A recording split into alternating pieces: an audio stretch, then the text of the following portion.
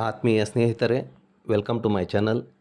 ಹಿಂದಿನ ವಿಡಿಯೋದಲ್ಲಿ ರಾಸಾಯನಿಕ ಸಂಯೋಗ ಕ್ರಿಯೆ, ರಾಸಾಯನಿಕ ವಿಭಜನೆ ಕ್ರಿಯೆಗಳ ಬಗ್ಗೆ ತಿಳಿದುಕೊಂಡಿದ್ದೆವು. ಇಂದಿನ ಈ ವಿಡಿಯೋದಲ್ಲಿ ರಾಸಾಯನಿಕ ಸ್ಥಾನಪಲ್ಲಟ ಕ್ರಿಯೆ, ರಾಸಾಯನಿಕ ದ್ವಿಸ್ಥಾನಪಲ್ಲಟ ಕ್ರಿಯೆ, ಉತ್ಕರ್ಷಣ ಕ್ರಿಯೆ, ಅಪಕರ್ಷಣ ಕ್ರಿಯೆಗಳ ಬಗ್ಗೆ ತಿಳಿದುಕೊಳ್ಳೋಣ. ಮೊದಲನೆಯದಾಗಿ ಸ್ಥಾನಪಲ್ಲಟ ಕ್ರಿಯೆ. ಒಂದು ರಾಸಾಯನಿಕ ಕ್ರಿಯೆಯಲ್ಲಿ ಹೆಚ್ಚು ಕ್ರಿಯಾಪಟುತ್ವ ಹೊಂದಿರುವ ಧಾತು ಕಡಿಮೆ ಕ್ರಿಯಾಪಟುತ್ವ ಹೊಂದಿರುವ ಧಾತುವನ್ನು ಅದರ ಸಂಯುಕ್ತದಿಂದ ಬೇರ್ಪಡಿಸುವ ಅಥವಾ ಸ್ಥಾನಪಲ್ಲಟಗೊಳಿಸುವ ಕ್ರಿಯೆಗೆ ಸ್ಥಾನಪಲ್ಲಟ ಕ್ರಿಯೆ ಎಂದು ಕರೆಯುತ್ತೇವೆ. ಸರಳವಾಗಿ ಹೇಳುವುದಾದರೆ, ಬಲಶಾಲಿಯಾದ ಧಾತುವು ದುರ್ಬಲ ಧಾತುವನ್ನು ಅದರ ಸ್ಥಾನದಿಂದ ಹೊರಹಾಕಿ ಆ ಜಾಗವನ್ನು ಆಕ್ರಮಿಸಿಕೊಳ್ಳುತ್ತದೆ. ಉದಾಹರಣೆಗೆ, ಕಬ್ಬಿಣ ಮತ್ತು ತಾಮ್ರದ ಸಲ್ಫೇಟ್ ದ್ರಾವಣ. ಕಬ್ಬಿಣದ ಮೊಳೆಯನ್ನು ತಾಮ್ರದ ಸಲ್ಫೇಟ್ ದ್ರಾವಣದಲ್ಲಿ ಇರಿಸಿದಾಗ ಕಬ್ಬಿಣವು ತಾಮ್ರಕ್ಕಿಂತ ಹೆಚ್ಚು ಕ್ರಿಯಾಪಟುವಾಗಿರುವುದರಿಂದ ಅದು ತಾಮ್ರವನ್ನು ಸ್ಥಾನಪಲ್ಲಟಗೊಳಿಸುತ್ತದೆ. ಇದರ ಒಂದು ರಾಸಾಯನಿಕ ಸಮೀಕರಣವನ್ನು ನೋಡೋದಾದರೆ, ಒಂದು ಕಬ್ಬಿಣದ ಅಣುವು ಒಂದು ತಾಮ್ರದ ಸಲ್ಫೇಟ್ ಅಣುವಿನೊಂದಿಗೆ ವರ್ತಿಸಿ ತಾಮ್ರವನ್ನು ಬೇರ್ಪಡಿಸುತ್ತದೆ. ಇದರೊಟ್ಟಿಗೆ ತಿಳಿ ಹಸಿರು ಬಣ್ಣದ ಕಬ್ಬಿಣದ ಸಲ್ಫೇಟ್ ದ್ರಾವಣವಾಗಿ ಬದಲಾಗುತ್ತದೆ.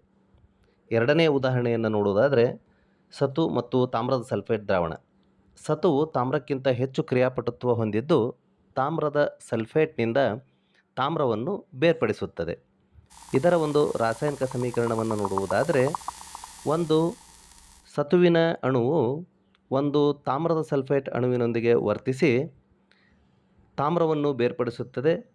ಇದರೊಂದಿಗೆ ಸತುವಿನ ಸಲ್ಫೇಟ್ ದ್ರಾವಣವನ್ನು ಉಂಟು ಮಾಡುತ್ತದೆ.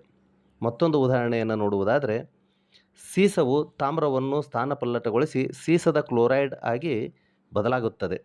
ಇದರ ಒಂದು ರಾಸಾಯನಿಕ ಸಮೀಕರಣವನ್ನು ನೋಡುವುದಾದರೆ, ಒಂದು ಸೀಸದ ಅಣುವು ಒಂದು ತಾಮ್ರದ ಕ್ಲೋರೈಡ್ ಅಣುವಿನೊಂದಿಗೆ ವರ್ತಿಸಿ ಸೀಸದ ಕ್ಲೋರೈಡ್ ಆಗಿ ಬದಲಾಗುತ್ತದೆ ಮತ್ತು ತಾಮ್ರವನ್ನು ಬೇರ್ಪಡಿಸುತ್ತದೆ. ಇನ್ನು ನಂತರದ ಕ್ರಿಯೆಯಾದ ದ್ವಿಸ್ಥಾನಪಲ್ಲಟ ಕ್ರಿಯೆಯನ್ನು ನೋಡೋಣ. ಎರಡು ಸಂಯುಕ್ತಗಳ ನಡುವೆ ಅಯಾನುಗಳ ವಿನಿಮಯ ಉಂಟಾಗಿ ಹೊಸ ಸಂಯುಕ್ತಗಳು ರೂಪುಗೊಳ್ಳುವ ರಾಸಾಯನಿಕ ಕ್ರಿಯೆಯನ್ನು ದ್ವಿಸ್ಥಾನಪಲ್ಲಟ ಕ್ರಿಯೆ ಎಂದು ಕರೆಯುತ್ತೇವೆ. ಇಲ್ಲಿ ಎರಡೂ ಸಂಯುಕ್ತಗಳು ತಮ್ಮ ಭಾಗಗಳನ್ನು ಅದಲು ಬದಲು ಮಾಡಿಕೊಳ್ಳುತ್ತವೆ. ಉದಾಹರಣೆಯನ್ನು ನೋಡುವುದಾದರೆ, ಸೋಡಿಯಂ ಸಲ್ಫೇಟ್ ದ್ರಾವಣವನ್ನು ಬೇರಿಯಂ ಕ್ಲೋರೈಡ್ ದ್ರಾವಣಕ್ಕೆ ಸೇರಿಸಿದಾಗ ಬಿಳಿ ಬಣ್ಣದ ಬೇರಿಯಂ ಸಲ್ಫೇಟ್ ಅವಕ್ಷೇಪಣ ಉಂಟಾಗುತ್ತದೆ. ಇದರ ಒಂದು ರಾಸಾಯನಿಕ ಸಮೀಕರಣವನ್ನು ನೋಡುವುದಾದರೆ, ಒಂದು ಸೋಡಿಯಂ ಸಲ್ಫೇಟ್ನ ಅಣುವು ಒಂದು ಬೇರಿಯಂ ಕ್ಲೋರೈಡ್ನ ಅಣುವಿನೊಂದಿಗೆ ವರ್ತಿಸಿ ಅದು ಸೋಡಿಯಂ ಮತ್ತು ಬೇರಿಯಂಗಳು ತಮ್ಮ ಅಯಾನುಗಳನ್ನು ಪರಸ್ಪರ ವಿನಿಮಯ ಮಾಡಿಕೊಂಡು ಬೇರಿಯಂ ಸಲ್ಫೇಟ್ ಮತ್ತು ಸೋಡಿಯಂ ಕ್ಲೋರೈಡ್ ಆಗಿ ಬದಲಾಗುತ್ತವೆ. ಇನ್ನು ಅವಕ್ಷೇಪಣ ಕ್ರಿಯೆಯ ಬಗ್ಗೆ ತಿಳಿದುಕೊಳ್ಳೋಣ.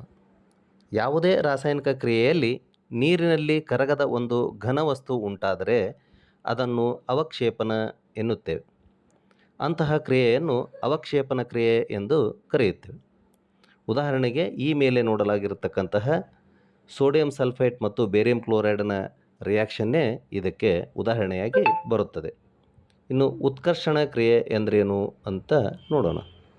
ಒಂದು ರಾಸಾಯನಿಕ ಕ್ರಿಯೆಯಲ್ಲಿ ವಸ್ತುವೊಂದು ಆಮ್ಲಜನಕವನ್ನು ಪಡೆದುಕೊಂಡರೆ ಅದನ್ನು ಉತ್ಕರ್ಷಣ ಕ್ರಿಯೆ ಅಂತ ಕರಿತೀವಿ. ಇಲ್ಲಿ ಆಮ್ಲಜನಕದ ಸೇರ್ಪಡೆಯಾಗುತ್ತೆ. ಉದಾಹರಣೆಗೆ ನೋಡುವುದಾದರೆ, ತಾಮ್ರವನ್ನು ಕಾಯಿಸಿದಾಗ ಅದು ಗಾಳಿಯಲ್ಲಿನ ಆಮ್ಲಜನಕದೊಂದಿಗೆ ವರ್ತಿಸಿ ಕಪ್ಪು ಬಣ್ಣದ ಕಾಪರ್ ಕ್ಲೋರೈಡ್ ಆಗಿ ಬದಲಾಗುತ್ತದೆ. ಇದರ ಒಂದು ರಾಸಾಯನಿಕ ಸಮೀಕರಣವನ್ನು ನೋಡಿದರೆ, ಎರಡು ತಾಮ್ರದ ಅಣುಗಳು ಒಂದು ಆಮ್ಲಜನಕದ ಅಣುವಿನೊಂದಿಗೆ ವರ್ತಿಸಿ ಎರಡು ತಾಮ್ರದ ಆಕ್ಸೈಡ್ ಆಗಿ ಬದಲಾಗುತ್ತದೆ.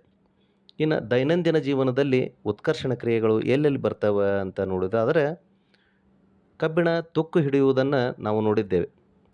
ಕಬ್ಬಿಣದಂತಹ ವಸ್ತುಗಳು ಗಾಳಿ ಮತ್ತು ತೇವಾಂಶದ ಸಂಪರ್ಕಕ್ಕೆ ಬಂದಾಗ ಉತ್ಕರ್ಷಣಗೊಂಡು ಕೆಂಪು ಮಿಶ್ರಿತ ಕಂದು ಬಣ್ಣದ ಪುಡಿಯಾಗಿ ಒಂದು ಪದರವನ್ನು ಉಂಟು ಮಾಡುತ್ತೆ.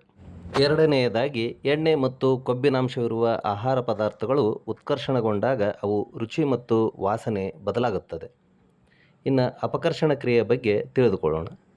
ಒಂದು ರಾಸಾಯನಿಕ ಕ್ರಿಯೆಯಲ್ಲಿ ವಸ್ತುವೊಂದು ಆಮ್ಲಜನಕವನ್ನು ಕಳೆದುಕೊಂಡರೆ ಅದನ್ನು ಅಪಕರ್ಷಣ ಕ್ರಿಯೆ ಎಂದು ಕರೆಯುತ್ತೇವೆ.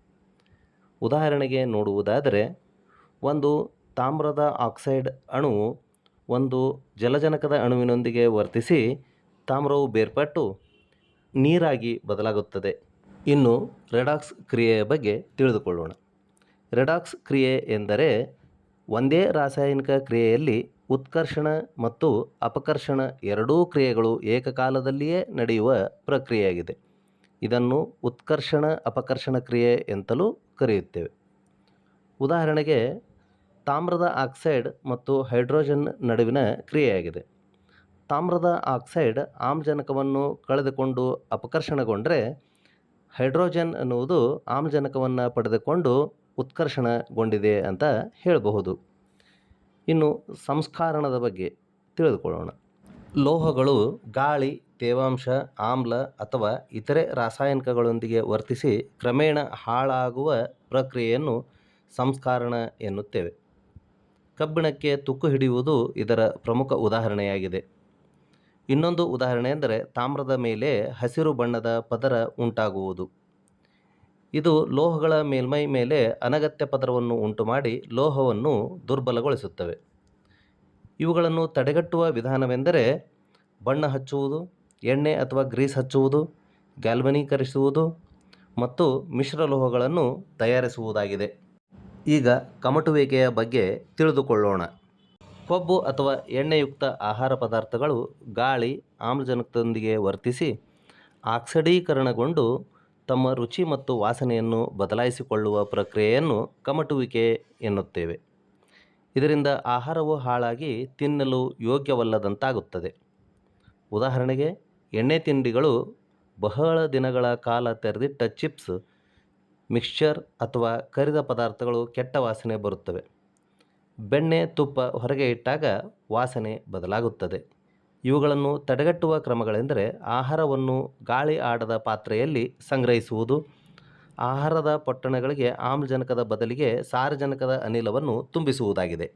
ವಸ್ತುಗಳನ್ನು ಫ್ರಿಡ್ಜ್ನಲ್ಲಿ ಇಡುವುದರಿಂದಲೂ ಕೂಡ ವಸ್ತುಗಳು ಕೆಡದಂತೆ ನಾವು ನೋಡಿಕೊಳ್ಳಬಹುದು. Thank you for watching.